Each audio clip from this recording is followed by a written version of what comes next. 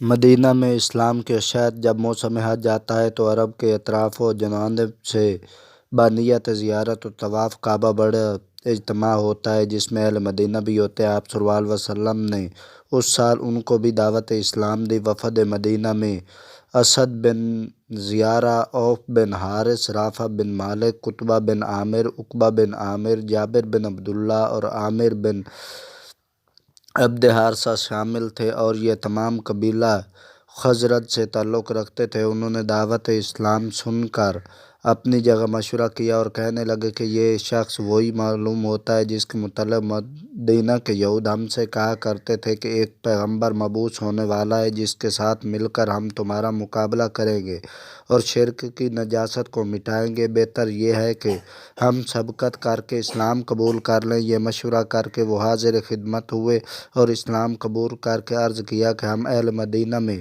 باہم سخت جنگ و جدال ہے، اگر آپ صلی اللہ علیہ وسلم کی بدولت ان میں اتحاد ہو جائے تو ہماری بڑی خوش نصیبی ہوگی۔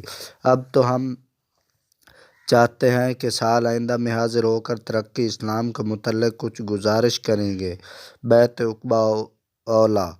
حسب دستور جب دوسرے سال حج کے موقع پر اجتماع ہوا تو مدینہ سے ایک وفد آپ صلی اللہ علیہ وسلم کی خدمت میں حاضر ہوا جو 12 اشخاص پر مشتمل تھا، جن میں سے 10 خزرجی اور 2 دواسی تھے۔